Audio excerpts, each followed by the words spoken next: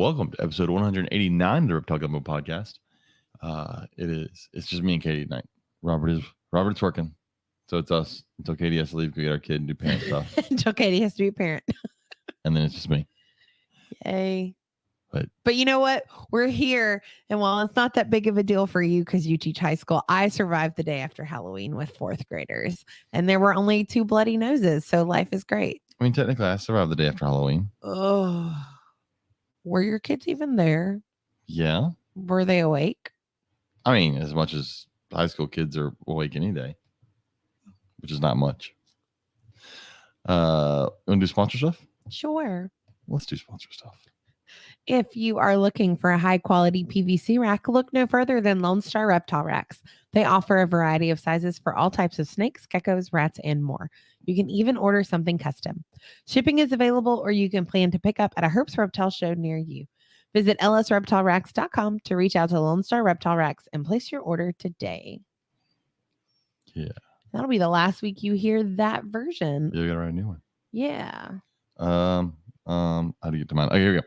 Little Shop of Horrors is a small feeder and pet supply business based in San Antonio, and they regularly schedule feeder meetups around San Antonio as well as other neighboring towns and cities. They offer shipping on their feeder insects, isopods, and are working on starting shipping on their feeder rodents too. I've talked to Lewis about that. He's working on that, trying to figure out how to keep them frozen. That's cool. All feeders are raised on a nutritional diet that optimizes the health of the reptiles and the amphibians that consume them. So again, if you're in the area, definitely check out Lil's LAL Shop of Horrors on Facebook, and be watching for when we do when they do shipping. And if you mention us, you can save, I think it's 10% on your first order. Cool. Try it. I think that's what we agreed on. It's been a while. just tell them I sent you in, and you want to He's save 10%. normally in here, although it's Wednesday, it's not Tuesday. So I know, with everybody off. Let's do herb shows real quick. Coming up this weekend, November 4th and 5th, Lake Charles, Louisiana. I will be there. You will not be there. I will not. Our house needs attention. But I will be there. Robert will be there. We need laundry done. I need to stay home and be a housewife. Come see us in Lake Charles. If you want to buy a boa, I have some boas for sale. I really need to sell some boas so I can buy a new rack. So come buy a boa. Then over to West Monroe, Louisiana, November 18th and 19th.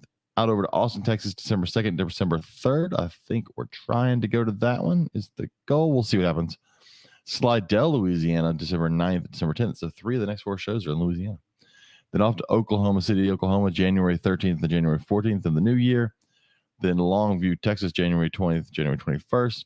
Then Conroe, Texas, for my birthday weekend, January 27th, 28th. And then down to Corpus Christi, Texas, January 24th and February 24th and 25th. Yeah, that's it. So come out, check out the show, come say hi to us if we're there. Yeah. VivTech. Spencer VivTech. If you want to buy a new LED UVB light bulb or smart devices like the cameras they have or anything else that VivTech offers, use code GUMBO22 at checkout and save 15% on your order. If you haven't tried the bulbs yet, I don't know what you're waiting for. Get a bulb. Go get a bulb. It's a great bulb. It'll be one of the last LED or last UV bulbs you buy for a while because they last forever.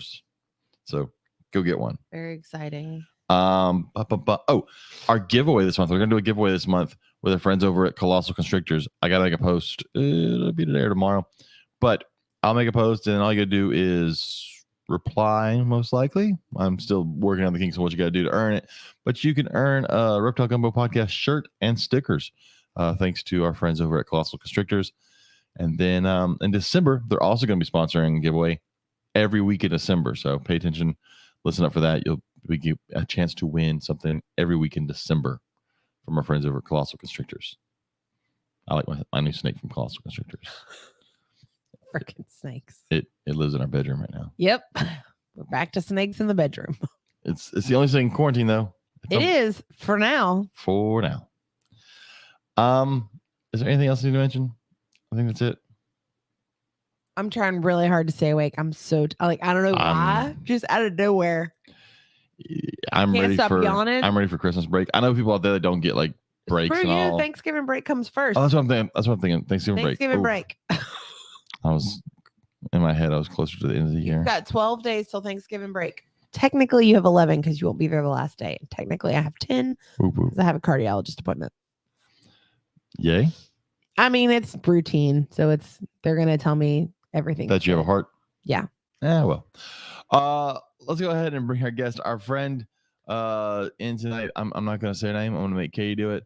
So, Katie, Sure. you got to say whole name. Megan with Lone Star Nope. Snake. I'm not bringing her in until you say her Who last put name. together a phenomenal. Nope. You can I keep can't talking say her last name. some shit. Nope. You got to figure it out. You got to say something. She's going to sit there in the green room until you say her last name. Sabljakovic. That's not right. It's not right. But it was close, and I tried. It was not close. Bring her in, James. That was as close as when I make fun of her. I'm going to throat punch you. Bring it in. Sabljakovic. Sabljakovic. God. See, look, you didn't need me. Slimy bitch. Here she goes. 2 years. It's been 2 years. I don't ever More need than to 2 say your years. last name. More than 2 years. I have a phonetic breakdown of it on my Facebook. You like I checked that out. I got it I'm right. not I know. talking to you. I know how to pronounce it. You love me for other reasons, not because I can say your last Yeah. name. Wow, that's creepy. Actually, Don't be hating. She loves me Also, more. it's good to know I'm not the only person quarantining snakes in bedrooms. Oh, I've got- God. I'm I was so I'm excited. quarantining they were snakes in gone. like 3 different rooms right now. One of which is in a bathroom. So I Ew. have not done a that was bathroom yet. delightful. We had a frog in a bathroom for a while, Yeah, but that wasn't mine. but it wasn't like, it was just like it was home for Christmas break Yeah, from that was- school. Yeah. So that was just the only place I could put the I have tank. quarantine closet. Yep. Bedroom. Yep. Living room. Yep. Snake room. Yep. Oh, not snake room. No. Podcast room. My bad. Yeah, we use the Two rooms. podcast room because there's Two not any rooms. snakes in here. I'm Uh, very We sick used on my the That was throat. before we used had lizards the here. game space once. Yeah. Quarantine. It's important, people. Quarantine your shit. Yeah. What are you quarantining right now? I have a boa. I'm It's quarantining. pretty. Well, technically, my glossy snake can come out of quarantine. I just haven't moved her yet. I'm quarantining my asshole snake, the black pine. I've never seen an asshole snake.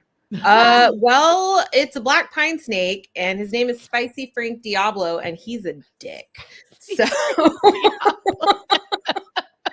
Okay. You kill me with your listen, name. there's like a whole story Oh my God, I love with it. that name, and then I'm also quarantining my prairie king snake that I got surprised with on Saturday. So before we bring up Saturday and before we bring up the reason we have you on tonight, I would like to know. I wanted to ask about the Prairie King. You can ask about the Prairie King in a minute. This is so much more important. Doubtful. So we had 202, if I'm not mistaken, little tiny, like thumbnail sized plastic ducks. that were hidden- 220. 220 actually. that were hidden around your house. There was one Yes. found in your gallon of ice cream the other night. See, that's not right. Yes. Don't be putting shit in ice cream. Yes. When I tell you the amount of laughter that came out of me when I saw your picture of the duck and the ice cream, I would have never thought to actually put it in food. No, because what Somewhere. person touches other people's food? Oh my God. There's so many fucking ducks in my house. I pulled out paper towels from the cabinet yesterday and I got rained on by ducks. God, that's so fabulous. They're fucking everywhere. I'm going to be finding ducks for the rest of my life. And apparently there's one somewhere that I will never find. I don't really know why. No one will tell me why I will never find it, but apparently I can only find 219 ducks. So if I ever sell this house, the new There could be a homeowners duck could be hidden finding in it. ducks Oh my God, that's so funny. everywhere. They're everywhere. So Danielle wasn't getting them to collect for you. She was just finding them and counting them. Yes, she was just finding them and counting them. She did not collect any of them. So I really thought she was collecting them for you. And I was like, No, wow, she's she such a and great I- friend. yeah, just wonderful. Really love the people in my life. They're super. And apparently all this was happening while she and I were in the shower after the event on Saturday. Not Whoa. She together. has 2 different showers, Pervert. James. You gotta be specific here. Jesus Christ. I knew where you were going with this. It's And my totally husband fine. knew about this. Apparently, he was in on it. He knew I'm what really was happening. that's fabulous. Didn't Okay, say a fucking word. So while y'all are talking, I've got to throw this out there. I just looking at our website because we have a website now. Oh yeah. Thanks to Nathan, who's in the chat. Yeah. He did an awesome thing. Has the website? Yes. You can either go to, it was originally reptilegumbo-podcast.com, and then he realized he forgot the, and he's such an amazing person that he bought the reptilegumbo-podcast.com as well. And you can go to either one of them and it takes you to our website. I was supposed to send him written blurbs about the three of us. I just remembered. What a jerk.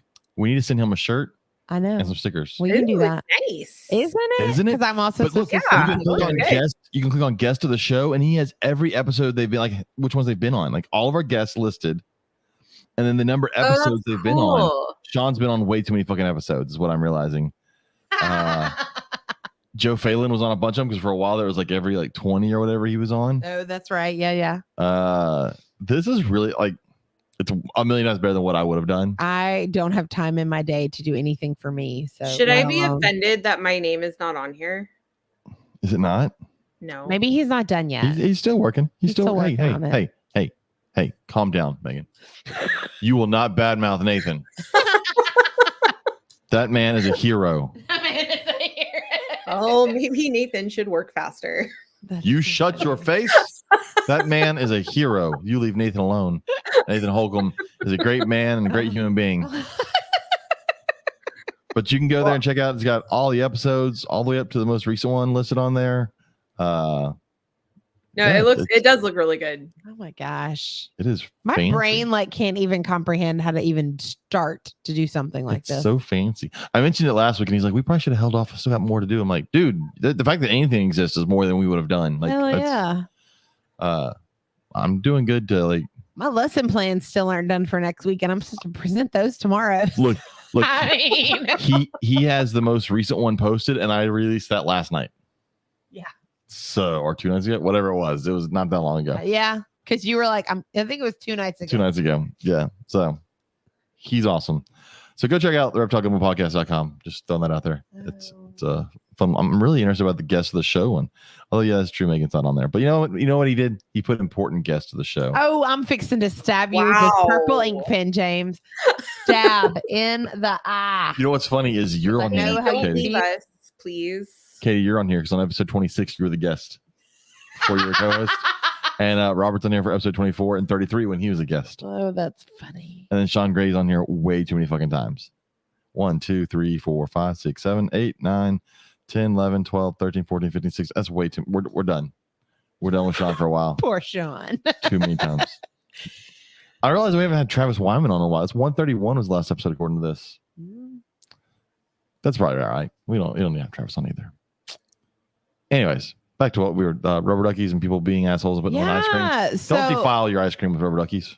okay, so they're plastic. They're not rubber, but It doesn't matter. it looks okay. It's just the shape is what makes it a rubber duck. Don't put toys. I was in my ice cream. informed that it was thoroughly washed before this happened. I mean, I guess that's Lied. good. He lied about that. I don't know. I don't see Asmer lying about people messing with his food.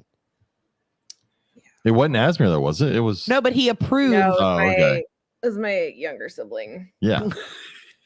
I would like to trade for a different model, please. Problem is you've had it for too long that there's no value. Funny. All Yeah, right. you're probably well, right. Going back to Saturday, you can talk about the prairie king snake Well, in that's not just a Saturday. minute. Okay, go ahead. So this past Saturday was Real quick. Darren Watson said he was about to look up asshole snake, and that's probably a bad idea. Please no one Google asshole snake. That's, I don't know what you'll get, but it's probably not what you. Well, it could be what you want, depending on what you're into. Oh, I just got images in my head. I'm almost Why? tempted to type in asshole snake. I did not agree to that kind of podcast. Hey, someone go No. Google. I don't want it to have them on search history because I don't want the FBI to show up.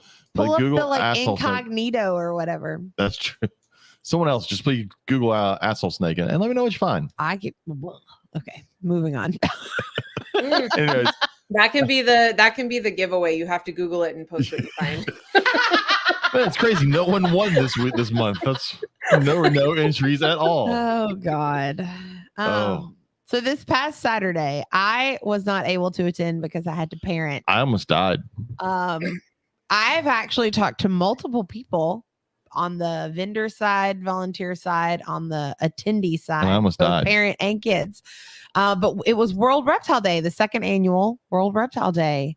How do you feel? You pulled it off 2 years in a row. I'm so tired. I bet you are.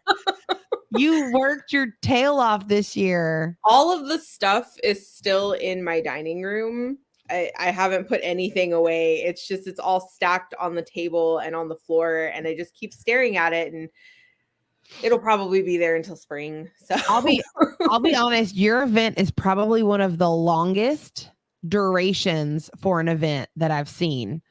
Yes, it was. Because it's from 10 to 2, right? No, to 3. 10 to 3. Yeah.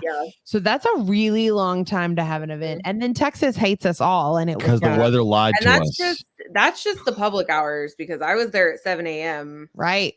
Yeah, I brought ice that we didn't use. We did too. We used all the bags.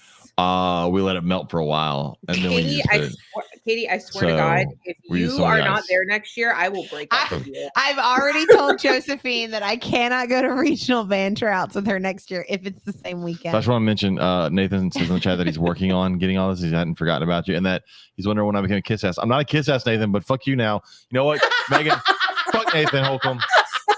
We can badmouth him all you want. No. But anyways, there's another entry idea. Shit posting Nathan. You just have to post. Tell Nathan how much he sucks. Yeah. Yes. No. All our listeners. Y'all are Tell so Nathan bad. how much he sucks. I'm sorry, Nathan. I don't even know you, but yes. So for World Reptile Day, Megan, it's kind of been her brainchild, and then because James and I have done a Reptile Day before in Louisiana, we helped last year organize and plan and kind of facilitate things day of. Yeah, I don't want to do them without you anymore. I've been told, Megan's told me that, you've told me that. I feel so special and so loved. I feel bad. I bailed on Megan about 30 minutes in because I wasn't at the. He did. I found him in a booth, in one of my vendor booths with his friends. I was supposed to do the scavenger hunt table, but I don't like kids enough. So he texted me and he goes, I am not, I can't. I have to people too much. I need you here. You're not here. Why are you not here? And I'm like, I wasn't going to leave him there, and then he just disappeared. He was like, reptile people are awkward and don't like to talk. Why are you not here? Animal people in general are awkward and don't like to talk. They're freaking weird. I feel so important. But yes, we will make sure that it is not. With that on the said, same day. the reptile people that were there are great people, and I like them. They're just not my reptile people, and so I just been hung out somewhere else. I already have a date for next year, so does Asmir know you already have a date? You should probably let your husband know. It's not Halloween weekend, is it? God, no. Okay, good. No, October 12th. That sounds good. I'm busy that day. It's okay. Well, Katie's not. I won't be. She already has plans. No, I've actually already talked to Michael about it. He's got a tentative date for Carpet Fest, so we got it worked out. Oh, perfect. That's even better.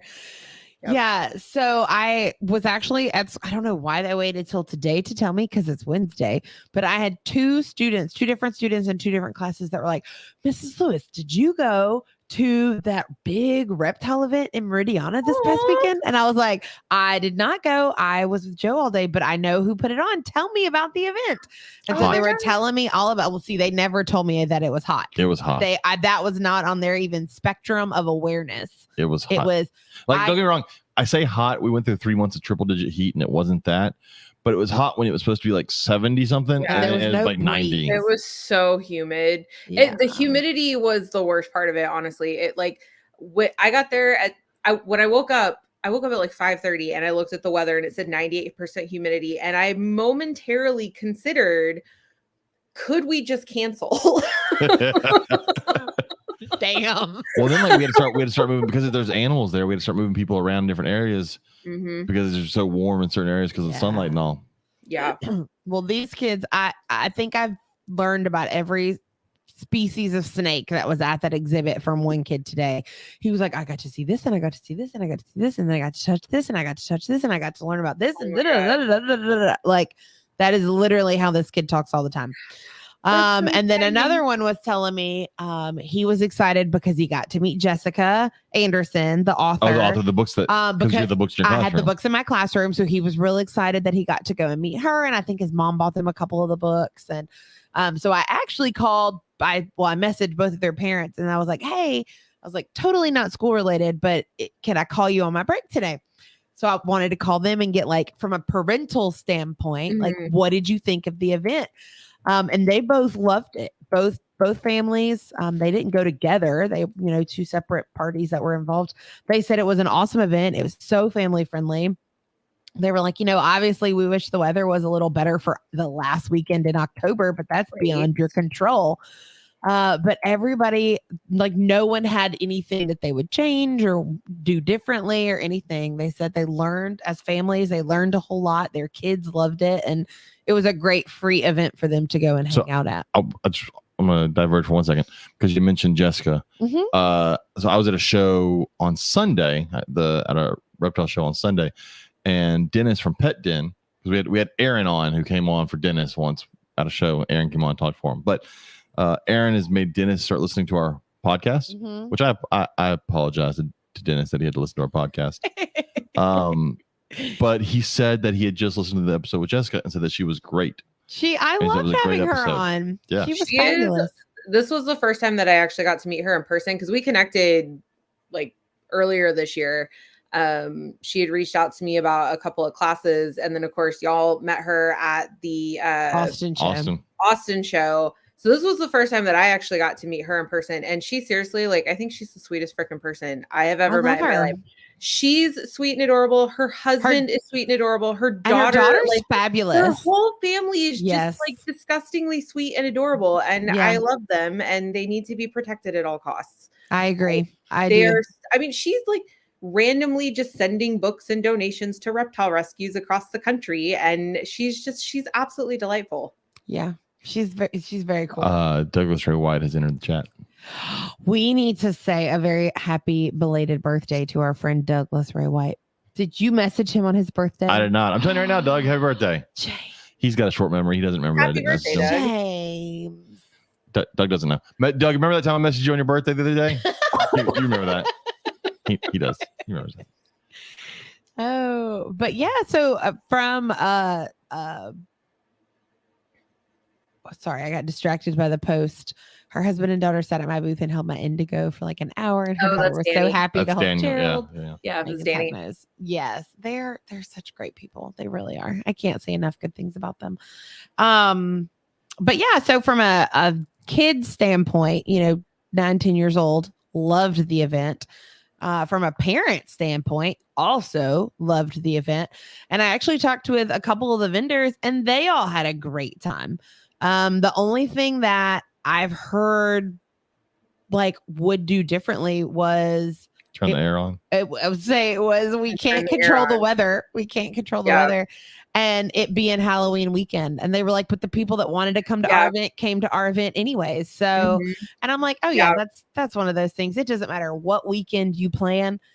Here in our area, I don't know. This weekend was pretty rough. There was a lot of shit. There was a lot of shit going on this weekend. Yeah, well, and I originally did not want it this past weekend, specifically. I remember that Halloween weekend, and I've already decided I will never do it on a Halloween weekend again. Partly because this is a really busy time of year just for me. With my work, this is like my busiest time of year. So the beginning of the month, it's a lot easier for me to take time off and do things versus the end of the month. So that just added like a whole other level of stress that I did it to myself. So, but also too that, it's Halloween weekend. There's already so many other things going on.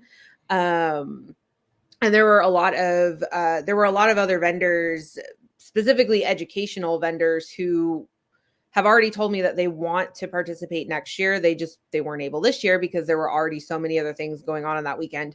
So I've already decided never again are we doing it on a Halloween weekend. And if the venue space, for some reason I can't get it for October 12th next year, I'm just going to look for a new space because the weekend before the 12th, first weekend in October is Herp's Waco. And then the next weekend is open, but then like the next 3 weekends after that are all major reptile expo weekends between Herps and Repticon. Yeah. Well, I wonder what it costs to put on one at the Pearland Town Center. They always have events there. Oh, they do have tons of events there. Yeah, they do. I've thought of, there's a couple of places that I have in mind if for some reason I can't, get the space in Meridiana again next year. And also too, I've considered the fact that, if everyone participates who has told me they want to participate, the vendors, I mean, it would be easily double in size. I was just with going to vendors. say, I've seen your lists, and Meridiana might not hold us. And if the sprinklers are on, then what are we going to do? Oh my God, the sprinklers. What? I didn't hear about this. They My ran God, that was forever. that was honestly the most stressful thing on Saturday. So I get there and I honestly couldn't tell you now if they were on when I arrived. I don't think that they were. Not, because they were not on when I left, and I dropped around inside. Around like 8:00, I noticed the sprinklers were on in the grassy area that leads up to where the food trucks go. And I'm thinking, okay, no big deal, like 10, 15 minutes, whatever, not a big deal. It's only 8:00. We got plenty of time. Public hours don't start till 10 a.m. Those sprinklers were on for 3 hours. They could not get them to turn it off. They finally shut off around like 11, sometime between 11 and 11:30. Yeah, because the food vendors are like, the sprinklers are on. Yeah, and there was nowhere else for us to move the food trucks because the city park, is right across the way. They had soccer games going on. Correct. So there was nowhere else that I could move them. So yeah, that was the most stressful part, honestly, was just because I felt so bad for the food trucks because there was nowhere for me to put them. Dang. That wasn't right there. So the HOA finally sent someone out to shut off the sprinklers. That there's some sort of issue with them apparently because they were on for 3 hours. Oh my gosh. And then of course I'm thinking like the irony as well, this is like a conservation event. We've been in a massive drought all summer. And water's save the sea turtles as we drain the ocean. Yeah. Oh my gosh. Yeah. So that was fun. It was Crazy. So I do want to talk about, and we can chime in too because we've done it. I want for anybody out there that may be thinking about putting on some sort of event, they may think, "Oh, it's just too much. I can't do it." I want us to all go through kind of a playbook, what someone could do, what they need, and how to put on an event. And again, both events the one that we used to put on in Louisiana and yours are very, very similar. They're educational based. This one had more of a craft side to it. We didn't have much of that, but that was kind of cool. I do like that your event has that. But to me, I think some of the most important things that people need to focus on, one is the venue.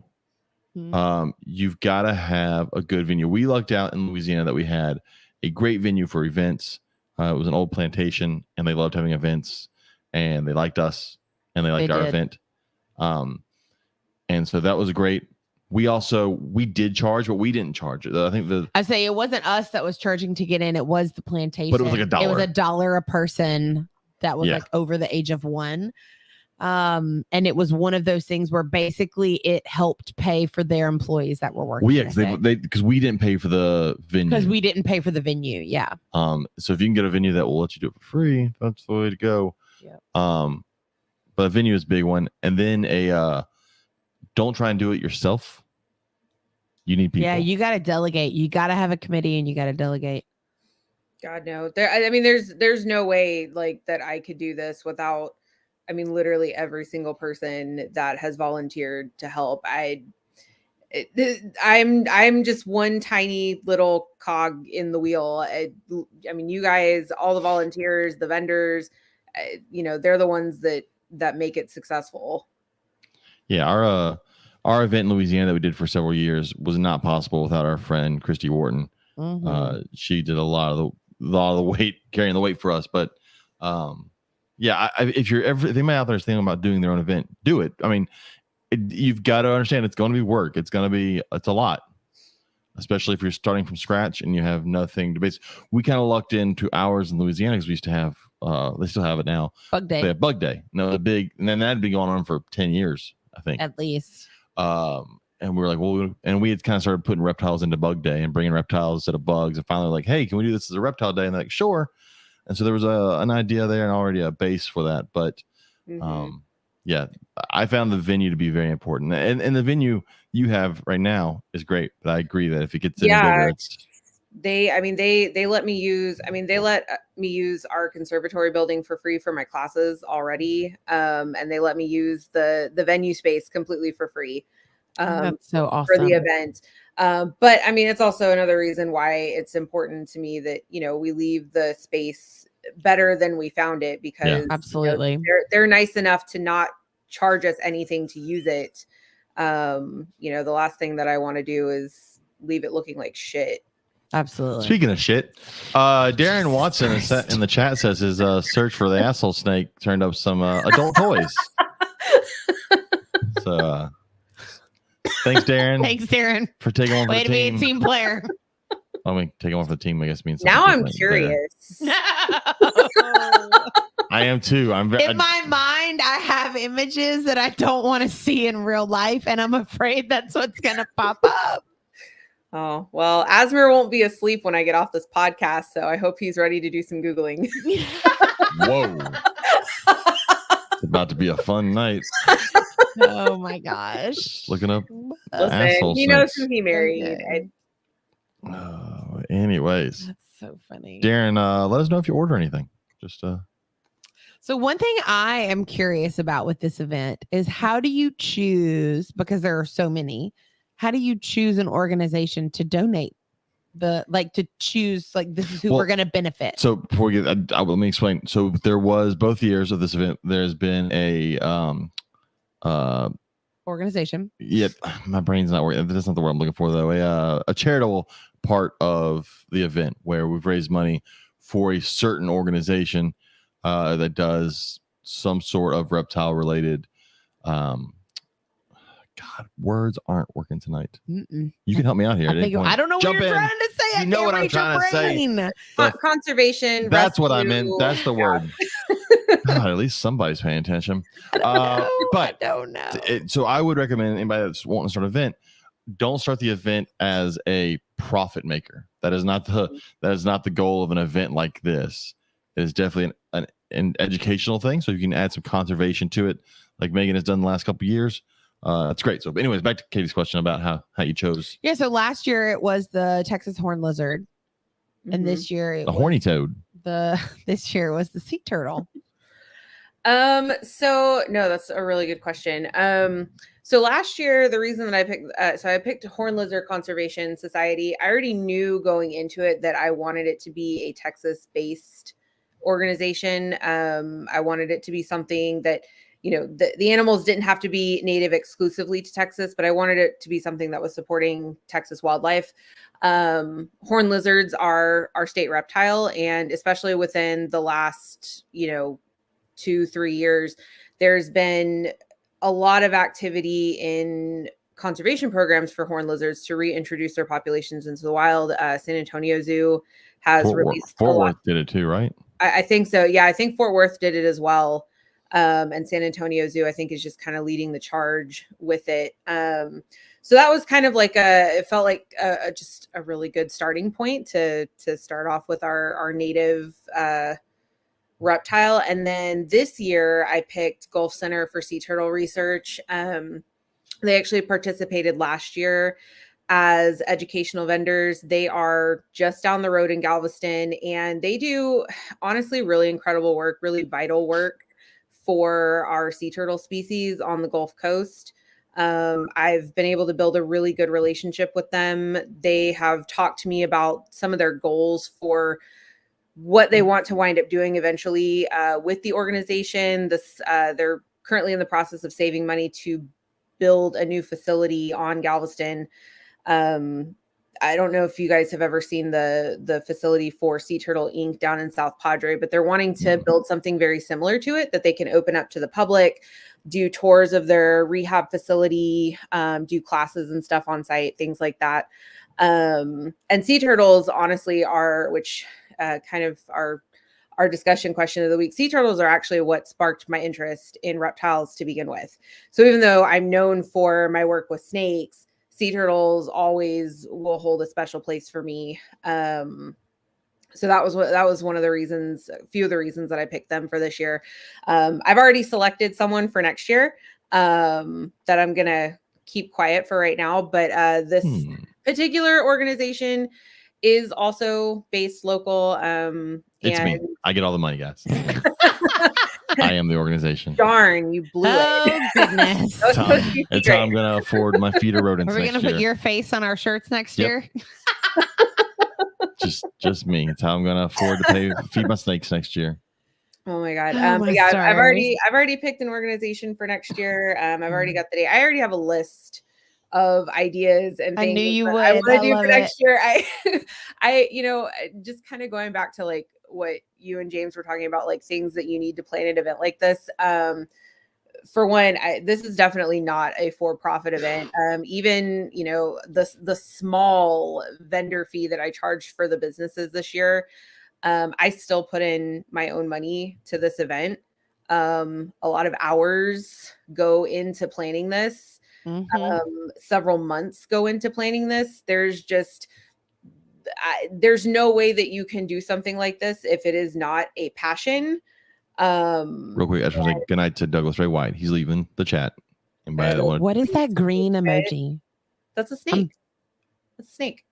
Oh, okay. It is. It is a weird snake poop in his cages, and that's why he's got to go clean snake cages. That, or he pooped in his snake cages. No, James. It's Doug, and he could have pooped. He could have pooped. No. Technically, he didn't say that he's cleaning snake cages. He just says he's cleaning snake poop. So the snake could be outside of the cage, and he could be having to clean. I'm sorry that it could be that asshole snake. It could be some of that asshole snake poop. Oh my God. Anyways, sorry, I had to say. So I've decided, speaking of sea turtles, that you need to plan, James Lewis, this is your job. Okay. You're going to plan a trip for me to go watch sea turtles hatch on a beach somewhere for an anniversary. 15 years is coming up. That would be a great time to take. Should have mentioned that, and I could have talked to them this weekend. So, what? I could have talked to them this weekend and figured out. Why didn't you? You can still do it. I have. I feel bad. I didn't actually. So this is bad. I didn't actually walk around. I didn't think you did. It was hot because you were hot. I found shade. And well, I have training on Saturday with Gulf Center for their rescue and recovery team, so I can keep you posted when there's so cool. Nest. I'm excited. I was on their virtual training on Thursday, which was great because it gave me something to listen to in the 2 hours that it took me to get to George Bush International Airport. That was such a clusterfuck of traffic that morning. But I learned a lot of really interesting information on that training. So I'm excited for Saturday. That's cool. I just want to play with some turtles. If I had time for myself, maybe that's what I could do. Yeah, I part of me is kind of like, okay, I'm probably a little bit crazy trying to take this on considering everything else that I do. But I like honestly, if I keep telling Asmer that he needs to make the equivalent of both our salaries so that I can be a trophy wife and just do volunteer work all the time. He wants to be a trophy husband though, so we're working on trying to find. We have the similar issues. I know. Only I don't really want to be a stay-at-home mom, so it works. No, I don't want to be a stay-at-home mom. I just want to be like, I want to know what it's like to just go to yoga at 10 o'clock on a Wednesday or be a lady who lunches, because right now I'm a lady who works in a messy bun and sweats and cleans up snake shit. Be a lady who brunches. You do brunches. I like brunch. Because I think if it's a brunch, you're allowed to drink and no one judges you. See, this is why I keep him around, because he has all these little tidbits of information. I'm pretty sure the ladies who lunch drink too. So yeah, that's probably true. I can also talk to it's past noon. I can also talk to Amanda at Texas Sea Life Center about. There will be tears involved whenever this happens. Turtles. I'm just giving you the heads up now. Oh, speaking of, well, you said Sea Life. I did get on Saturday one of the volunteers with Gulf Center. Her name is Joe Monday, first off, which is just such a name. Cool, right? That's what I said. I'm like, you sound like a detective, Detective Joe Monday. I I mean, I'm partial to the name Joe already. That's what I'm gonna start calling her now, and she's just the sweetest lady. But she pulled me aside. Apparently, somebody from C Center, Texas, was there on Saturday, and I had actually reached out to them about the event, but I guess I reached out to the wrong contact information because whoever's in charge of the events actually left their contact information for me with Golf Center about doing it next year. I think I may have that in my bag. It's not a bookmark. There's an email address. Yes, that would be why I can't find it. Okay, I have it. It's in my classroom. I told Asper to put it in my bag, but apparently he thought your bag. He put it in the turtle bag. Yeah. Yeah. Yep. That's fine. I'll get it to you. I was like, this has to be important. I don't know why it's in my bag, but I'll just sit here. If it's the Texas Parks and Wildlife, yeah, that's what it is. That's fine. Yep. I'll get it to you. Yep, that's me. That's funny. So yeah, they want to come next year. Fuck. I'm like running out of names. I know we all are just like Matagorda County Coastal Resources wants to participate. They're Armand Bayou, that's the name. Armand Bayou. They are interested in participating next year as well. So I've got a long list of potentials. And of course, Jessica, they want to come back. I actually told her if they wanted to do any events in Austin to let me know, and I'll drive out with the snakes. Road trip. As long as I'm free, I don't have to be a mom. I feel bad. Speaking of being a mom, I have to go. I feel bad because I can't remember. I'll be back. We had Michael Price on last week. I can't remember where he works, but we reached out to him too because he does educational stuff as well. And my brain went blank on where he works. And I apologize, Michael, if you listen to this. Plowman Wildlife Experience will be there next year. Yes. So they were awesome. Pierce is one of my new favorite vendors because he brought a baby freaking kangaroo. Oh, yeah, I did see that. Oh, my God. Nobody prepared me for how soft a baby kangaroo would be. I had no idea. I thought they would be like really coarse fur or something. I also discovered that my voice can reach octaves I did not know existed because they're so freaking cute. Pierce was a big hit. I have heard so much feedback about the baby kangaroo from everyone. So yes, Pierce has to come back next year. I will strong arm him into attending if he tries to get out of it. So yeah, but it won't be a baby kangaroo next year. Okay, well, it'll be an adult kangaroo next year. We'll find one. We'll find a way to make it happen. I don't find adult kangaroos to be as cute as baby kangaroos. Well, this one will be. I'm convinced. You want to go through our question? We got a lot of answers. Yes, I shared it a couple places and told people to go answer the question. I wasn't expecting that many people to answer it. A lot of them. So let's get this. Is what reptile species sparks your interest in reptiles and why? So I'll go through these, and then you and I can go through some of the ones that ours did. Aaron King cheated just at all of them. What a loser answer, Aaron. All of them. Way to not be committed. Jessica Coleman said Texas horn lizard. We talked about the Texas horn lizard earlier. I mean, you gotta love an animal that shoots blood out of its eyes. Right. That's so cool. Freaking cool. So I can see that. Take the Texas horn lizard. She remembers thinking they were the coolest thing when she was growing up in West Texas. So I get that. Erica McVeigh over at VivTech said, "Ugh, God, Eric, really gross. Neurodia." She said they're fascinating. She loves northern water snakes. Just gross. Ugh. They bite me every fucking time. I just got a new tattoo where I had kind of been half joking about putting a snake tattoo on my forearm because they bite me like every fucking time. And then I wound up putting one there. So it's like my Neurodia landing zone. They get me on my forearm every time. Like, don't get me wrong. I think that broadband water snakes are beautiful. Oh, they're gorgeous. But gross. They smell gross. I mean, broadband water snake. People keep trying to give me water snakes. I've lost count at this point how many people, like, I've had people approach me at expos. They send me messages like, "Hey, do you want a plain bellied water snake?" No, because I don't hate myself. It's okay. It's an ugly snake. Plain bellied water snakes are boring, and they smell horrible, and they want to bite you. There's no redeeming qualities other than yes, it's a snake.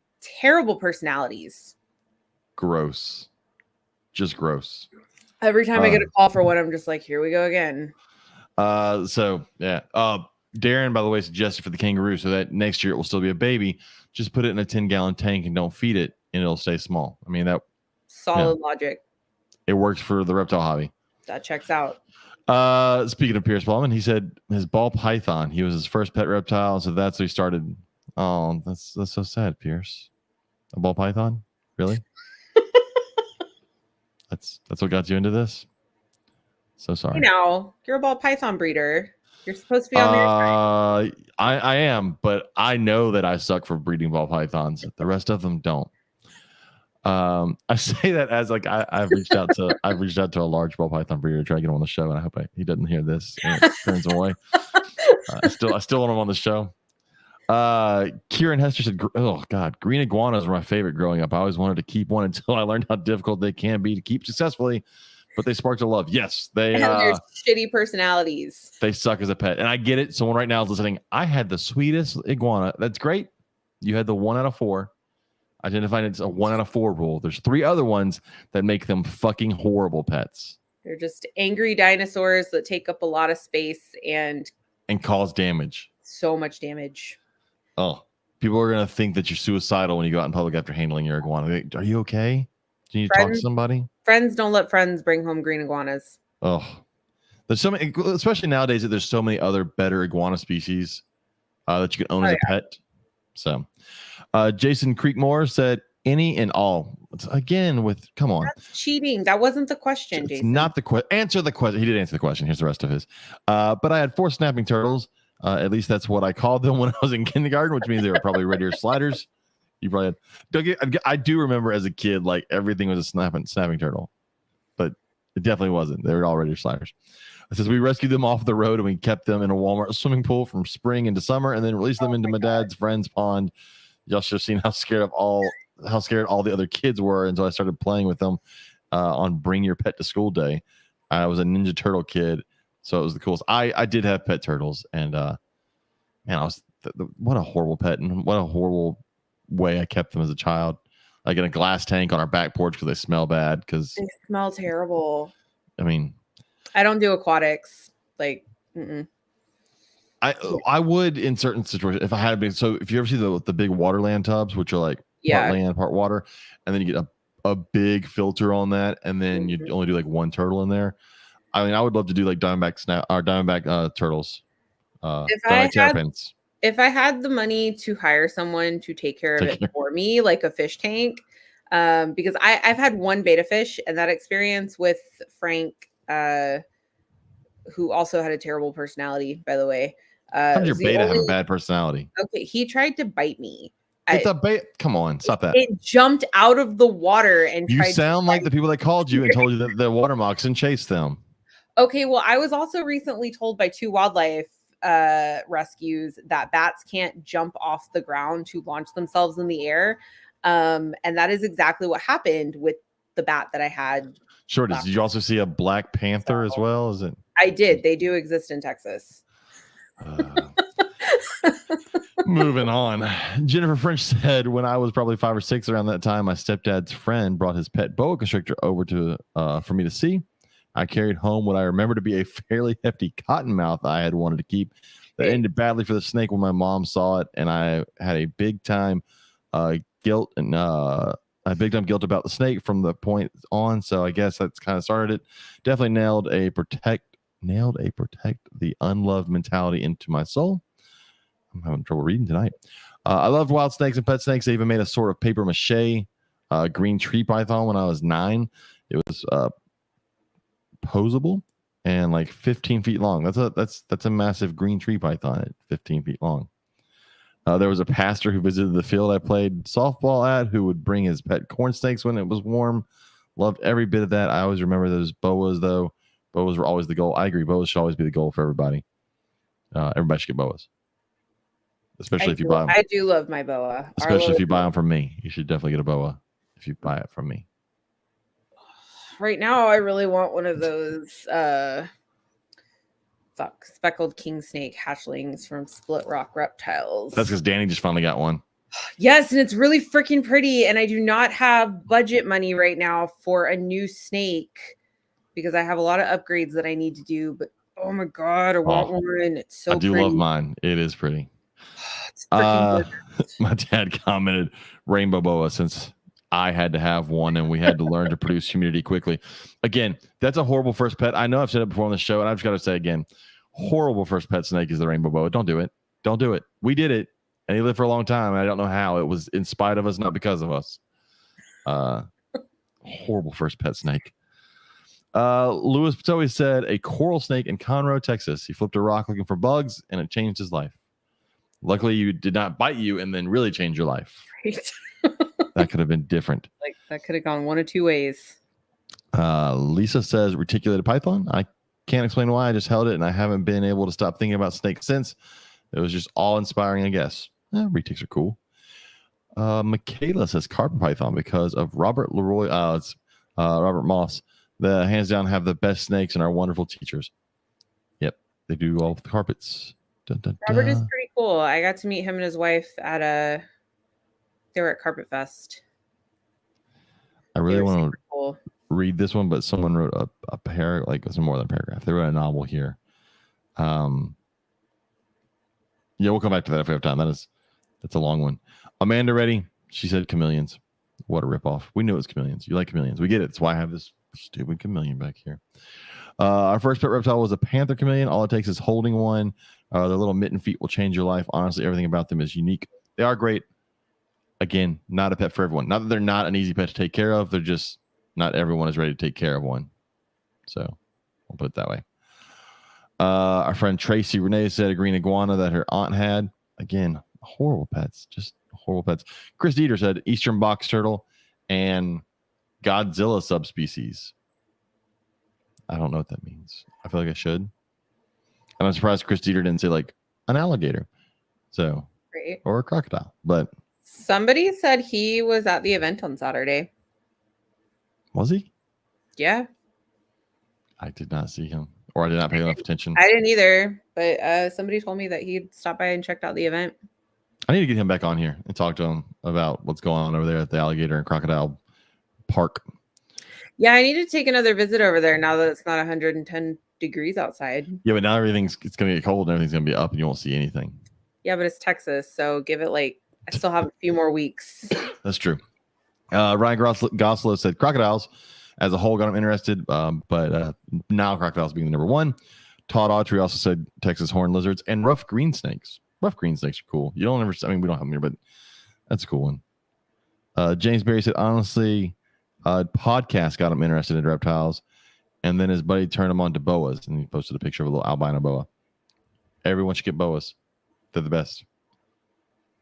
Oh, there's Erica McVeigh and her nasty ass Nerodia complex over there. That's oh God, Erica. There's so many better things that could have gotten you into. Oh man. See, to me, a Nerodia would have made me go, fuck this. I don't like these animals. They smell like this. Do they all smell like that? Can't be right. Our buddy Danny said it was a garter snake they had when they were kids. She was too young to play with them or feed them, but it gave her the bug. You should see a doctor about that. Didn't have room to explore my interest again until she was 15. But the fascination was always there. Honestly, I liked him because he scared the bejesus out of the babysitter they had. She was terrifying and didn't like sitting for us while we had him. That's nice. Lucas said corn snakes when I was 5 months old. Couldn't tell you what. There's no way. I think it gotta be years. There's no way he remembers the corn snake at 5 months old. Can't. Letting a 5-month-old handle a corn snake. I mean, the public thinks if you own snakes, you're going to let your newborn handle a cobra. So, I mean, obviously, every time, like when we had Joe and people know we have snakes, they'd freak the fuck out as if we were just letting her crawl around with them. Kayla said ball pythons because they're so cute. Oh, God, Kayla. Ball pythons. Colborough said my earliest reptile-related memories are green anoles. Yes, I do remember chasing. I don't see enough green anoles anymore, which makes me kind of sad. Oh, my front yard is covered in them.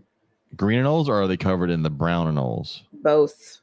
Because we have a shit ton of brown anoles, and I have like no green anoles here. No, I have a bunch that live in our flower bed and on my door. Like they're everywhere. And before someone listening goes, well, the green anoles can turn brown. That's not what we mean. They're two different species. Yes.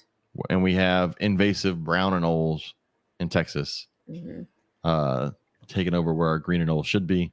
Fucking invasive species.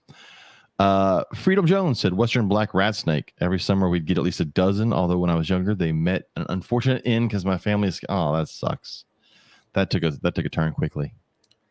His answer is valid though, because even though sea turtles originally sparked my interest in reptiles, but my black rat snake is what flipped the switch for snakes. I thought I was going to be like the lizard queen or something. And then I got my first black rat snake and it just snowballed. And I went from 0 to 100 very quickly. See, for me, it was, I don't know. I got that rainbow boa in high school. I didn't own anything, but we owned a red tail boa when I was in like first grade. But I mean, that was really my dad's. But we owned a red tail boa from like first to third grade. Then we got rid of it when it got too big, which I laugh at now at the idea that it got too big and we got rid of it. And then I remember at some point around 6th grade, I owned an iguana. I took horrible fucking care of that, and my parents got rid of it without me knowing, and I didn't even notice it for like a week that it was gone. That's how bad. Again, it was a horrible pet. She never got that, and I didn't take care of it. And then I didn't buy another thing until I got the rainbow boa in high school, and then it just snowballed from there. But I'm with the guy with the green anoles. I remember going to my grandmother's house in the summer, and it would just be me and her out in the middle of the country, and I would go outside and just. I probably killed so many things putting them in jars. I mean, I think about it now, but I put so many things in jars: butterflies, green anoles, beetles, weird ass bees and stuff. Just anything you can catch in a jar. Because when you're a kid, you just punch holes in the lid of a jar and catch it, and then you take it inside. And my mom used to collect frogs and tadpoles, and she tried to keep them as pets in her underwear drawer. They did not live. That's disturbing. But yeah, catching green anoles was always fun. That was a fun, and then trying to feed them and all that stuff. So I can go with that. But and then I'm also in the generation where Steve Irwin, anything that really affected a lot. Oh yeah. So, but yeah, it's always interesting to see what got people into it. I mean, ball pythons, that sucks. But other than that, everything else was good. Also, except for the nasty ass water snakes. God damn it, Erica. That's the first time I've ever heard anybody say that water snakes are what got them into reptiles. Because I love all snakes. I love all snakes, but every time I get a call for a water snake, I sigh. I know I'm gonna have to shower when I get home because they're gonna musk me. It's not good. Because they're gross. There's nothing. I would love to keep Neurodia. So Eric said so mean. They're glorious stink bombs of teeth and musk. Yeah, no, see, everything you just said there sounds horrible. There have been 2 times where a plain-bellied water snake has not bitten or musked me, and I felt invincible for like 5 minutes. Sorry, my computer's yelling at me as I'm trying to click on shit. I was trying to pull up our Facebook page, our discussion group, and it's not wanting to agree with me. Danny dropped in the comments, I remember telling Megan not to foster a green iguana. Ask her how great Roxy was. Yeah, I temporarily fostered a juvenile green iguana. That was, I don't know, she was probably about a couple years old, but she was part of an abuse case. So she was really malnourished and underweight, super skittish. And she wasn't terrible, but she wasn't mean or anything, but you couldn't look her directly in the eye. And I forgot to tell Danny that the first time that she came over and saw her, because she'd freak the fuck out if you did. Couldn't look her in the eye. Nope, you couldn't look her in the eye. And I would have to, whenever I would go to feed her, because she would just absolutely spaz out and run as fast as she could from just all over the enclosure. So I would have to take her out and like put her in a football hold in a blanket so that I could actually feed and change water and everything. You're welcome, Danny. Yeah, no, terrible, terrible animals. Would not recommend. 0 out of 10. just and again, someone out there will go, "Well, I had a sweetheart," and I'm like, I get it. They exist. They're just not the norm. I have a really sweet bull snake, but I'm not going to go and tell people that bull snakes are wonderful pets because mine is sweet and docile. Because I also have a Pituophis who's a complete dick and wants to destroy me. Did you pronounce it Pituophis? Pituophis, yeah. Pituophis? Pituophis? No, I can't. I don't. But that's how everybody pronounces it. I've literally never heard anyone say it like that. I've literally never heard anyone say Pituophis. Anybody? All right, here we go. I don't know. There's like 8 people watching right now. But I also hear 2 different pronunciations for colubrids. I hear colubrid and put- colubrid. Put a 1 if you think it's Pituophis in the chat, and put a 2 if you think it's Pituophis. Pituophis. There's no way there's gonna be 2s here, other than like if Danny feels sad for you. There might. If there's not, then that's fine. That's the way my brain goes. You know, it's like pecan or pecan. It's not. It's pecan. It's always pecan. And anyone that says pecan should never be allowed to eat food ever again. Erica McVeigh, a 1. It's Pituophis. I say it depending on what I'm referring to. Now with colubrid, I have gone back and forth with that one. Colubrid. I don't know. It bugs me the way that it's said. That might be the proper pronunciation, but I hate it so much. My brain doesn't like it. But also too, like there's a band called the Amity Affliction, and my brain constantly wants to call it the Amenity Affliction. So oh God, I don't know. I have no explanation. So I may have lost my credit, the credit of using Erica there, because she also says pecan. No, Erica, no, it's not pecan. It never is. It's a pecan. Pecan pie. Yeah, or it's not pecan. It's not pecan pie. But see, I say it both ways. Don't do it. But Pecan Darren says Pituophis. Pecans. Darren says it seems like your snakes are all dicks and assholes. It's just what she likes, it, Darren. She likes dicks and assholes. I'm gonna move on from that comment. My black pine snake is an asshole. 3 out of my 4 king snakes are assholes and are on probation from educational classes. All right. Nathan also said pecan. Nathan, we already told you. Shut up. No. I kind of like Nathan now because he disagrees with you. But he's wrong. So it's cool. No. Just like y'all, it's not pecan. That's fine. Pecan. It's like pecan is it's an outhouse. That's what a pecan is. Oh, anyways, you know what? I'm gonna pull up our discussion group and see what we had this week. Maybe, possibly, if I can make it work. And bam, there it is. This was cool. It was exciting news. Toledo Zoo reared hellbender was recaptured by the Ohio Division of Wildlife after thriving in the wild for 6 years. So, if you've never seen a hellbender in person, they are freaking awesome. I have not actually. We have one at our zoo. We do? They do.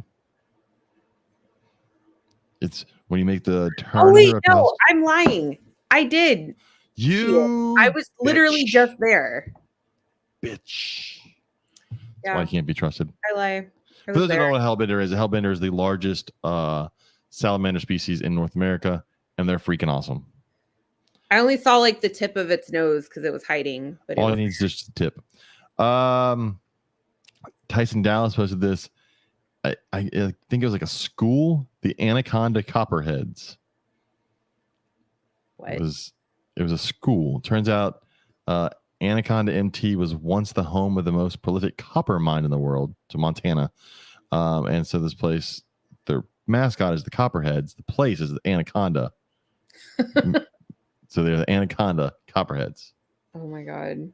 Danny just said she saw a hellbender with you and that you discussed them while looking at it. I have no recollection of this. Jesus Christ. Wait, where were we? It had to be at the zoo. Was it at the Houston Zoo or was it be. at Reptilandia? I didn't think they had one at Reptilandia. They had one at the Houston Zoo. I know because I saw it the other day. I see it every time I go there. I saw it when I was there. I was there last week and I saw it. Which, by the way, Galapagos exhibit. Holy shit, so nice. It is, as long as you don't want to see Galapagos animals. Yeah. We've talked about that on here before. It's a great exhibit, and then it reminds you that everything there is protected and you can't see any of it. This is a cool turtle. Bryant McDowell posted this turtle. It is let's see. I was trying to find a common name. There wasn't a common name. Batagur trivitata. I don't know. It's got a blue and yellow head. I thought it was fake at first. I'm like, there's no way that looks too freaking cool. It does look fake. But it's in Asia, I imagine, so it's probably been like eaten to death. There's probably like 5 of them left because they ate all the other ones. Dun, dun, dun. Let's see what else got posted. Oh, it's a cool jumping spider. I'm always amazed at the different kinds of jumping spiders there are out. I love jumping spiders, and every time I'm like, I've seen tons of them, and then something new. Like this one looks like it's made out of gold. Yeah, when I first saw it, I was like, wait, is that like that's a real spider? Yes. It looks awesome. So freaking cool. I kind of want a jumping spider. It's a metallic jumping spider. You should get a jumping spider. They're an awesome little pet. I've thought about it, but I get really attached and they have such a short lifespan. They do, but they're still cool. But they are really fun. cool. They're fun to feed. They're fun to watch eat. And I met a jumping spider breeder at Carpet Fest. So this says that this is a leucistic red-winged blackbird, but I'm willing to bet that it's an albino red-winged blackbird. I know the eye, it's hard to tell. The eye looks black there, but I think it may be the shading. But just, there's the fact that it still has the red wing on a white body, and it's not a solid white body. I have a feeling it's probably an albino. See, I'm not that great with genetics. Can leucistic animals, can they not have any coloration at all? I'm thinking of all the leucistic animals I've seen, and most of them are solid white. Leucistic, I've seen leucistic gar, they were white. Leucistic alligators are white. Leucistic snakes that I've all seen are white. So I don't know. I mean, leucistic boas are white. They're not white with pattern or white with any other red from the red tail.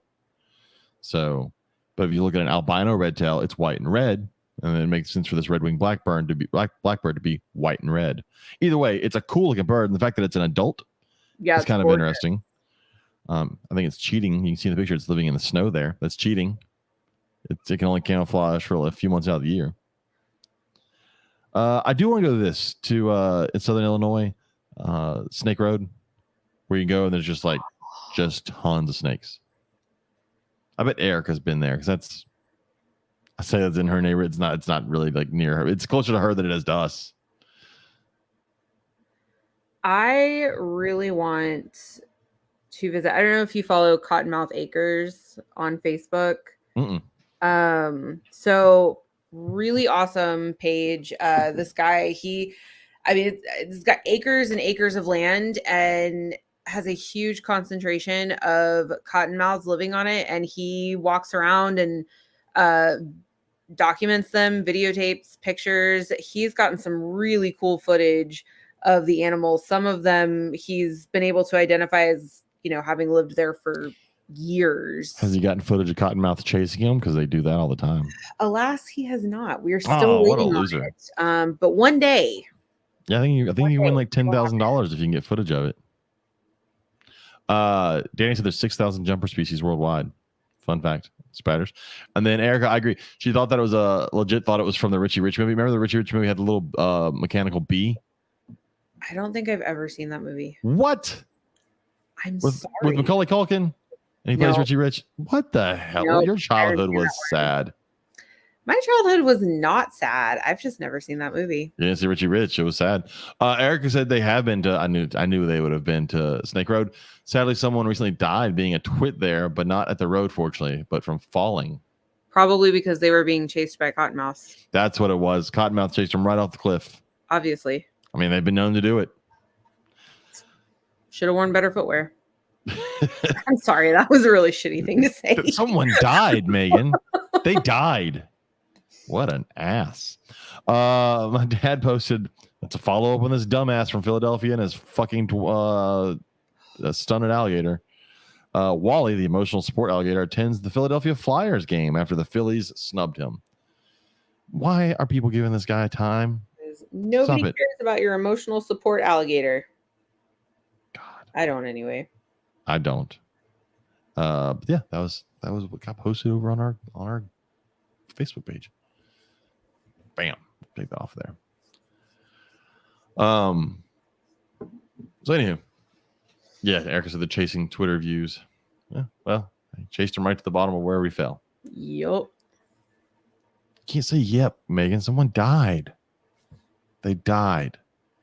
God, heartless. Well, I'm not heartless. Died, Megan. Died. Play stupid games, win stupid prizes.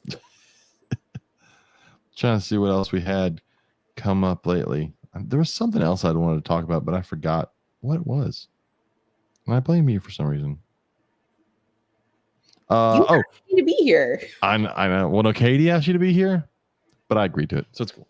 Well, at least I do know want to say, somebody loves me. if anybody wants to buy an entire collection of snakes right now is a great time to do it because there's like every week there's like 7 of them up for sale on Facebook. Just follow Facebook. Everyone is getting out of their entire collections. I say everyone.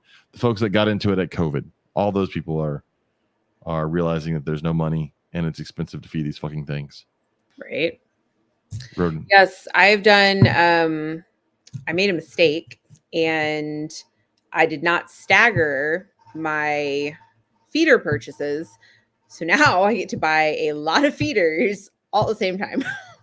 Hey, remind me, have you bought any yet? No, not yet. All right. We'll talk to you later because I got to make a big order too. So we'll see where you're ordering from and where I'm ordering from. And maybe we'll make a big order together and save some money. Yeah, I'm done with that because I need so my problem, I need to sit down at some point and write down how many feeders I use because I don't know how many. I don't know how many snakes I have because I haven't counted them in a while. I'm at 16. Stop counting them. Don't count them. I haven't. And the problem with not counting is you go to the freezer and you pull all the rodents. You're like, yeah, this is good. And then you go feed and realize I'm like 10 mice short.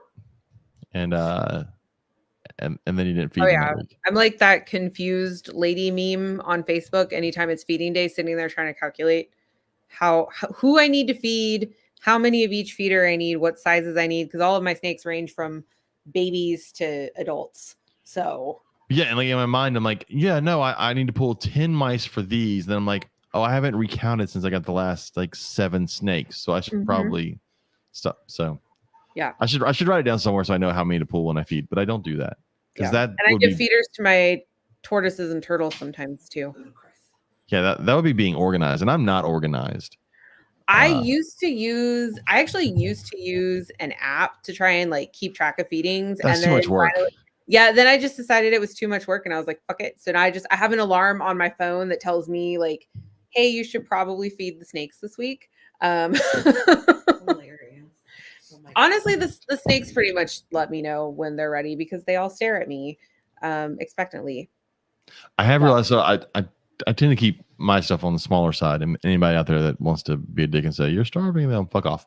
I tend to keep myself on the smaller side. And I've realized my adult Pituophis, my adult Louisiana pine snake, it's harder keeping weight on that one because I'm used to boas. I talked to Danny this weekend. I'm used to boas and once like every 2 or 3 weeks, and they're still good. Like there's no real body weight loss.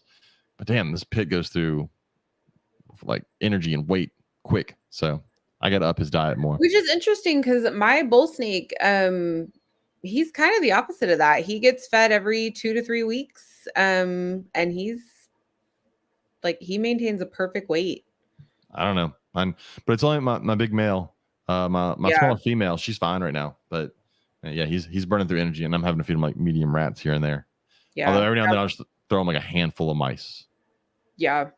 No, my little ones are like growing like a weed. My God, the glossy snake that I got from Michael, I'm obsessed. I need all of them. Part of me wants to go back and be like, do you have any more left? Because if you do, I'll take them. So when you got that, I got confused because I've seen glossy crayfish snakes, but that's different than what you got, right? Yes. I don't know what the genus is for the crayfish snakes, but mine is Arizona elegans. So yeah, I saw that when we brought it home. It's a cool little snake, and I mean, I think it's the only place I've ever seen one was freaking Michael. cool. Yeah, when he so Danny's actually the reason why I have the snake, because he posted a clutch that hatched, and she tagged me in it, and I was like, hey, I slid right into his inbox so fast. I'm like, gonna need you to tell me about these snakes, because they'd been kind of on my radar of something that I'd like to add for education, but I mean, nobody's working with them. I've never seen any at shows, never seen any on Morph Market. So as soon as he got the clutch, I was just like, hey, new friend. Yeah, that's anybody listening. It's Michael Pinnell, pythons in a pear tree, who apparently breeds a lot of things that are not pythons. Because I have a house snake that's from him.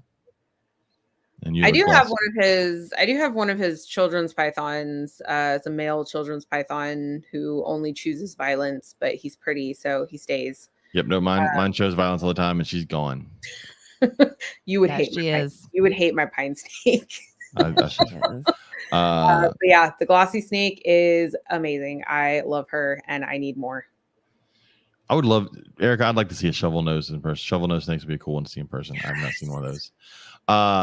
So do you actually own a pair of anything, Megan? My children's pythons. I do have a male and a female. With no intention of breeding those. Mm-mm. Yeah. Nope. I was just about to say, why does she need to own a pair of anything if she has no intentions of breeding? I considered it briefly at one point, but honestly, I don't want to deal with it. I don't want to deal with the breeding. I don't want to deal with the people. I don't want to deal with the having extra snakes that I have to hang on to because they didn't sell. It's plus, I mean, my thing is wildlife education. Yeah, no, I'm thinking every time we talk about snakes, I'm like, I don't think I've ever heard any of them twice. Like this one and that one. It's all individuals. I have multiple king snakes. Like different types of king snakes, though. I have 2 California king snakes, Mexican black king snake, desert king snake, and now I have a prairie king snake. I like prairie. I've never seen one in the wild. We had one at the zoo I worked with, but I've never seen one in the wild. Oh, well, if somebody had walked around on Saturday, then you could have hung out with an adult prairie king snake. It was hot. It was hot. Oh my God. He doesn't do well. And I went and took a nap in my truck for like 10 minutes in the air conditioning. You're from Louisiana. It is a literal swamp. Yes, and I stay inside in the literal air conditioning. Suspect. It's too fucking hot. And well, my little prairie king snake, who does not have a name yet, because yes, everyone has to have a name. He's adorable. I love him. He is wild caught though, so I'm gonna have to go get a fecal done, but he's adorable. Just ignore it like everybody else. Will be fine. Just go ahead and house it right next to the rest of your snakes. No, she quarantines. We've already established this. Yes. He's in quarantine. He's the one that's quarantined in my bathroom. Do the old 2-week quarantine. Because if you don't see it in 2 weeks, they don't have it. It's fine. That is not okay. And then just, you know what? Co-hab them. Just co-hab them with other ones. It's fine. Obviously. Somebody asked me if I cohabbed my king snakes, and I was like, only if I want to have one king snake. I mean, yeah. one fat king snake. Yeah.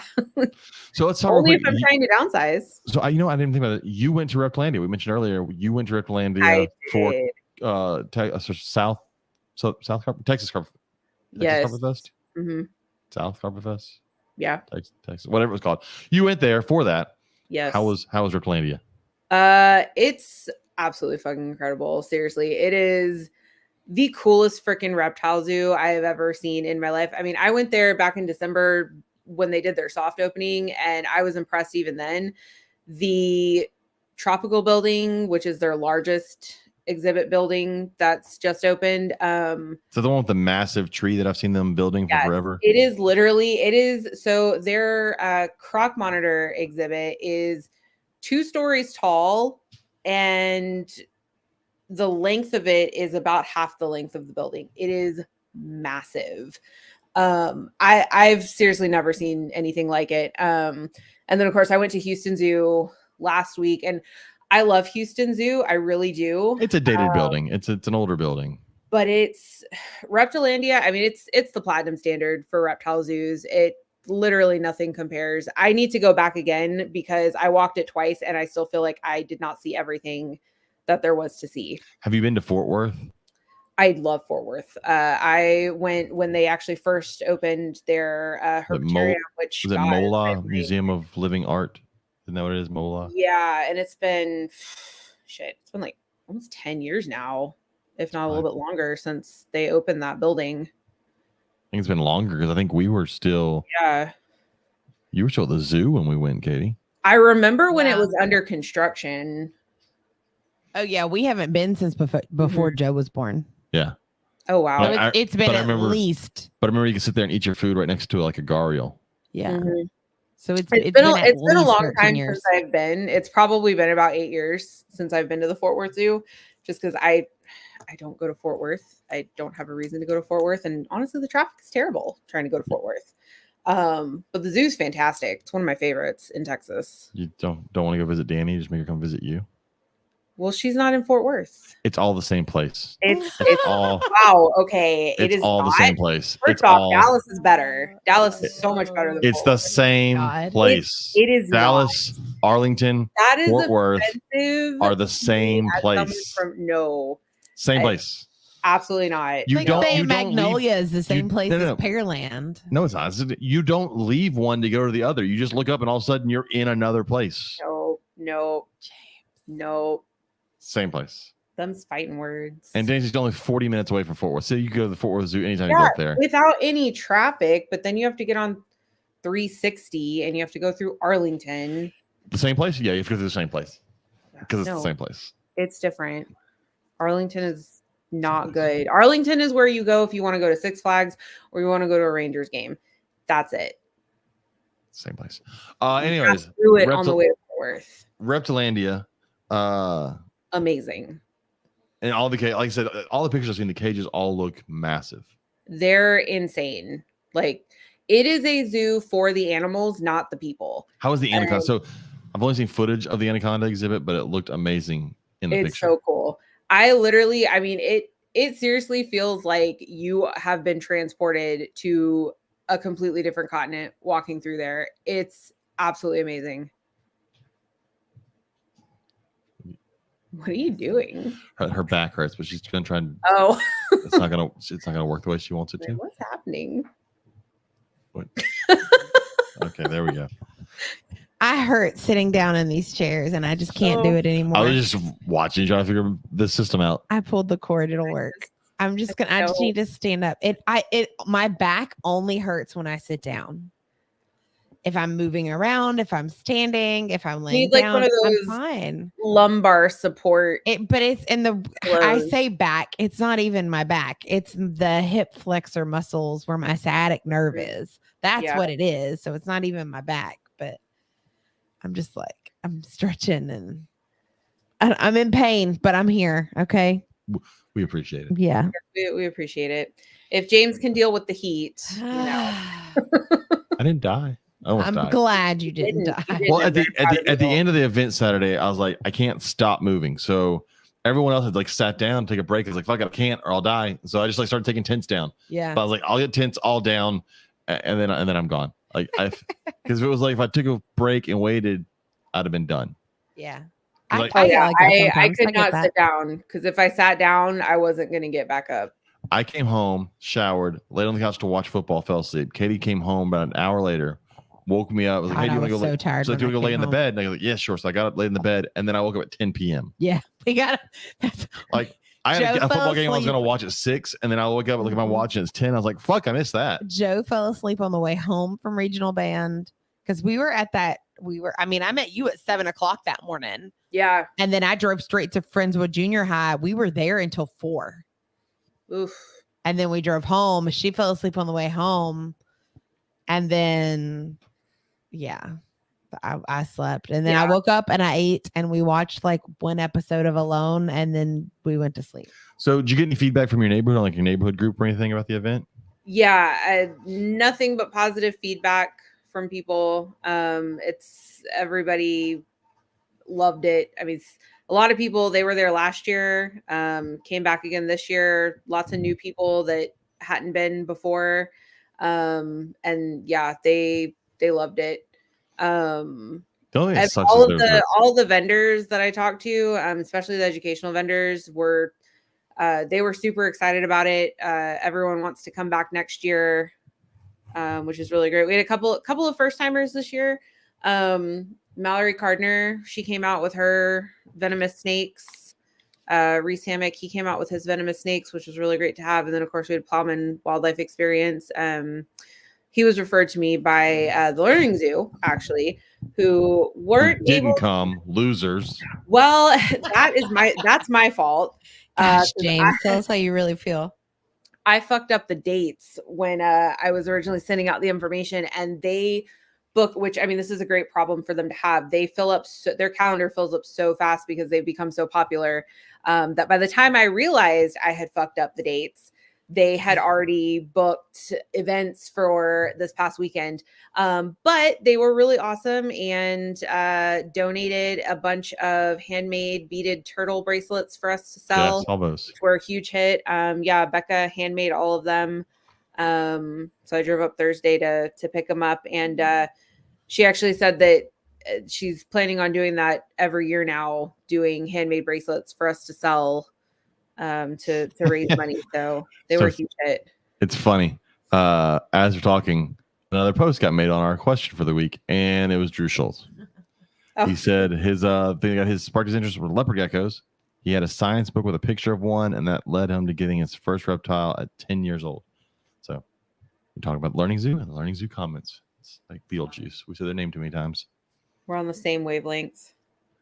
But so yeah, the only thing that sucked about it wasn't the event. It's just the soccer games going on at the same time really through parking. Yeah, that's the biggest downside, honestly, is because of the time of year the soccer games are there. But on the other hand, too, it's also more people coming to the event because when their games end, then they walk over. So it's kind of a catch-22. But you say yeah, like they can hear you. I say yeah. You weren't there. You could see the little daisies, the little Girl Scouts. Oh, they were Girl Scouts. Yes, one of my neighbors brought their Girl Scout troop. So sweet. They were working on badges. We had a really great turnout. I love the little Girl Scouts. Yeah, we had a really great turnout. Not quite as many people as last year, but again, I think that really just has to do with the weekend that it was on. The 7,000 trunk or treats that were happening. Yeah, because there's just so many other events that were going on. Which I didn't really think about that part when I went on this date, or when I picked this date. But again, this wasn't originally the date that I wanted. The date that I originally wanted was actually October 14th. Which did kind of work out because then I would have been able to go to Carpet Fest. But, you know, it is what it is. We had a great event, and I'm excited for next year. So I've got a date on the calendar, and because I, apparently don't like to sleep, I will start planning it again here soon. It's all right. I think Katie will be there next year. Yep. Yes, she will. I will drag you there. You must be there next year. Oh my God, this was the most stressful year to plan. Last year went so smoothly, I was suspicious. And this turned out to be the year that... Why? So, well, I mean, first there was like the date issue, and there were issues on a lot of it was losing volunteers. At the last minute, I actually wound up being short 5 volunteers that we were supposed to have. 2 had family emergencies. 1 had a family emergency the morning of. Another one, COVID hit their house. And so she and her daughter weren't able to come because even though her daughter wasn't sick, she was exposed to it. And we appreciate that you stayed home and didn't infect we the rest really of us. do. Another one wound up having to have surgery a week before the event. And another person who was going to be a vendor, one of the storms that blew through, a car fell on her tree. Yes, car fell on her tree. A tree fell on her car. Um, Yikes. so smashed all that. And yeah, it was kind of like, it felt like just like one thing after. Then of course the sprinkler issue the morning of. That is My, crazy. my friends vended it for the first time. They weren't there last year. They did this year. They went better than they thought, and they got actually a lot of orders after the thing. Yeah, they I actually didn't realize that y'all were friends when she reached out to me about vending, because they live across the highway from me in Yep. Sierra Vista. So I already knew who they were just because I'm in their resident group. I managed to get like a free pass because I'm the snake lady. So they let me in. And that, yeah, turns out poor woman has to work across the hallway from a certain high school I teacher. know. She called in sick today. I feel bad for her. Same. Because it was because yesterday was I don't know why she called in sick. She wasn't there. Half the biology department wasn't there today. I was like, damn, I didn't get that today was biology ditch day. All right. We didn't get the memo. There's 3 of us left there holding the. They all got together privately and were like, Said, "Screw you, James." No, there were 2 other ones that were stuck there also. We didn't learn. But no, but apparently they don't like either of you. Our math people were in a workshop today, so we had 3 substitutes. But they said they did well. I was at their booth because I had stickers for sale there. Again, those out there, everybody wants stickers made. Reach out to me. I'll make you some stickers. I know I need to get with you on some stickers because I want to start having stickers at my classes next year. I had some cool stickers there. Our buddy Max Hicks does wildlife photography, and I've taken a lot of his pictures working with Max, and I've turned them into stickers. And so those are really cool. And they've got like the name of the species. They got the common name and the scientific name on the sticker. And they're amazing. Like the dragon snake, which is an awesome one. They came out really good. So I've got those. And then our friends over at Crafty Gargoyles, who make the amazing mandalas, we took their art, their mandalas, the pictures of their mandalas, and turned them into stickers. And I was really happy with how some of those turned out. So anybody looking for stickers, check out. I haven't made a Facebook group. I need to. It's Simply Stickers, but I'll make one. Contact me, and I'll tell you the pricing. And if you need a boa, reach out to Simply Serpents. While we're on the Simply thing, Simply Stickers or Simply Serpents, get a boa, please. Please buy a boa, please. I'm begging at this point. I need to buy a new rack because I keep getting snakes, and I'm running out of places to put them. Yeah. I need a 6x2. I need a 6x2 enclosure, and I need the money for a 6x2 enclosure. I would need the space for a 6x2 enclosure first. I have the space. I have to completely redo. That's because you don't have a kid. That bitch ain't going in my closet. I do not have a human child. I do have a lot of animals though. Yeah, see, kids take up a lot more space than animals. Take up. She gets her own. She gets her own room. There's one kid in her own room, whereas I got to put like 70 snakes in that one room. No, one kid in that one room. How many snakes do y'all have? Way too many. I don't know. So it's north of 100. North of 100. North. I love how you said that. Not over 100, but north of 100. Talk amongst yourselves and let's see if I can come up with a number. I'm at 16 snakes and a few angry rocks. That's cute. My tortoises and box turtle are not very happy about coming inside at night. Nope. Right now. Nope. Especially my box turtle because she lives outside full time. So our elevator finally got fixed at school, and so my corn snake is now back in my classroom. And you would think I hung the moon in there for these kids. It's and everybody from last year like, oh my gosh, Luna's finally back, and everybody's so pumped and so excited. I'm like, y'all. That's the way people are about Cornflake, who is doing a lot better now. Oh yeah, actually, she's gained 25 grams. So I didn't wind up bringing her to Reptile Day on Saturday because even though her infection is cleared up, I just want to make sure you don't want to overstress her. Yeah, no, I want to make sure she's at 100% health. So, but she'll be back for 2024 classes, and I've actually considered because I have people that like they've come to multiple classes and they'll walk in the door and the first question out of their mouth is, "Is Cornflake here today?" She's the snake that when people walk in and they're like, I'm terrified of snakes, I'm like, you are going to leave my class today and you are going to love Cornflake because nobody walks out of my classes not loving Cornflake. So I kind of want to have somebody do like an illustration of her to start doing like t-shirts, kind of like make her my little mascot. So because yeah, she's everybody loves Cornflake. I love it. Did we talk about the event we did at my school? No, I'm sorry. I'm still trying to count snakes. Oh, I didn't know you were still Yeah. counting. I thought you were waiting. What on event us to was finish. this? We all were in Louisiana. No, we did one This the was other like day. last week. Oh, no, what y'all Yeah. do? So we have an after school program and they were doing a Fear Factor family night. And so you're like physically going to He's count. gonna aren't go you? count. Jesus Christ. We lost James. He's got to go. That's so funny. But they were like, hey, since you have the zoology club, do you want to bring some of your animals downstairs? I was like, well, yeah, I can get my husband to come. He works at, this high school. So he's part of the district too. So we don't have to worry about like fingerprinting and volunteer backgrounds and all that good stuff. It's easier since we already work for the district.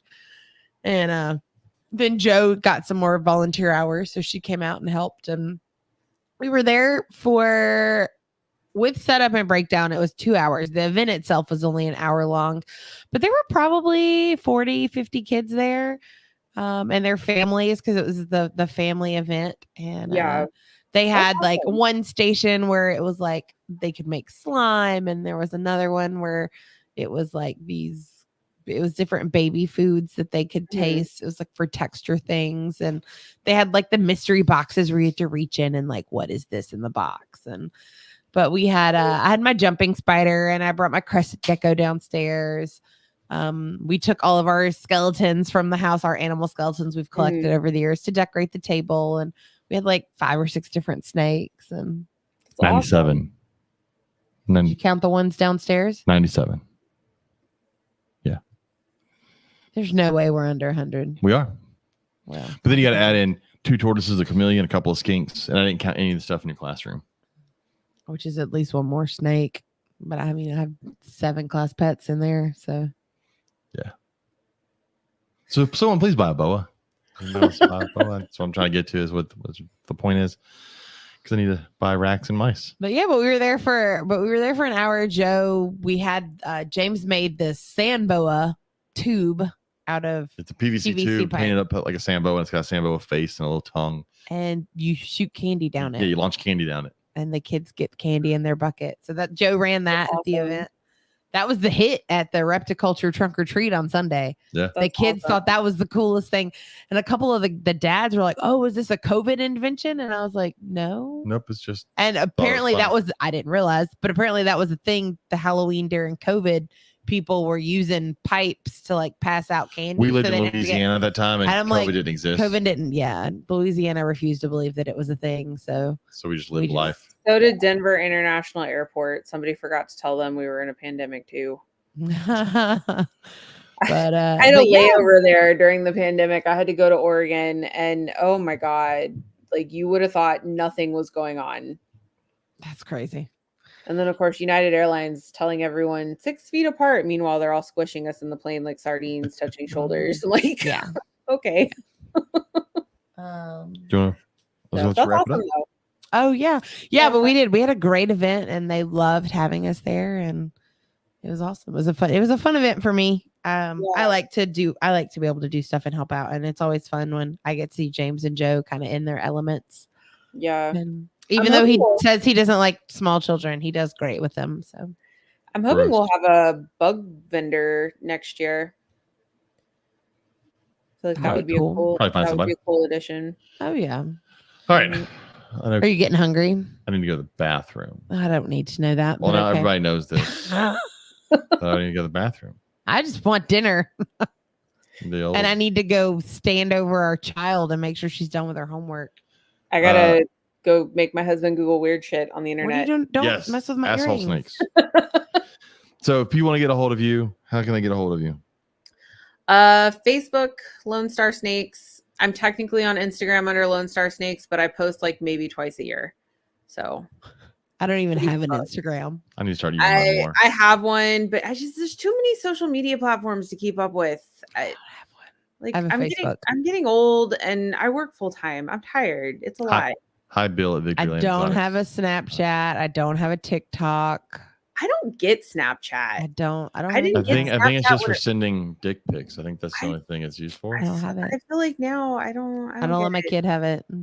But Anyways. yeah, I'm on Facebook under Lone Star Snakes, and I'm really close to 1,000 followers. So So go Cool. give follow her a me. follow, folks. Yeah. Make her feel special. make me feel special. You can find us at the reptilegumbo podcast.com. We have a website. I'm just amazed that we have a website. Go check out our website. Also on Instagram and Facebook and at gmail.com. If you want to get a hold of Robert, reach out to him, ellisreptilerex.com. You can find me on Facebook at simplyserpents.com. We will soon have a simplystickers.com. Or simply serpents and simply serpents on Facebook, not .com, because those I'm too poor to buy a website. Don't forget use code Gumbo22 for VivTech. Get your bulbs. Go get your VivTech bulbs. Get them. They're the best bulbs ever. You need them. Buy them. Herps. See you at Herp Show. That's it. Megan, thanks for coming on. Thanks. Go get some sleep. Yeah. Wake I up will do next year that. to do the next show. So I need to sleep all weekend. That's what I need. I feel like I really wanted to go to the trunk or treat on Sunday, but I was dead to the world. yeah, the heat will zap you too. I mean, that's Yes. oh. Yes, it will. So thank y'all for listening. We'll be back next week. Next week is going to be about sand boas. I'm excited. This is going to be 190th episode next week. As someone who breeds sand boas, I've never had a sand boa person on here. That's so surprising. Ooh. I've reached out to a couple and I was like, no, I don't know, because everybody's always worried about doing it. So finally, I guess I want to say yes. And so next week we're doing sand boas On Tuesday? on Tuesday. Okay. Sand boas. Super excited. I got to buddy up to him so I can get some other sand boas that he You're has. such a man. Anyways, thank y'all for listening. We will be back next week. And Bye. good night. Bye. End. People can still see us.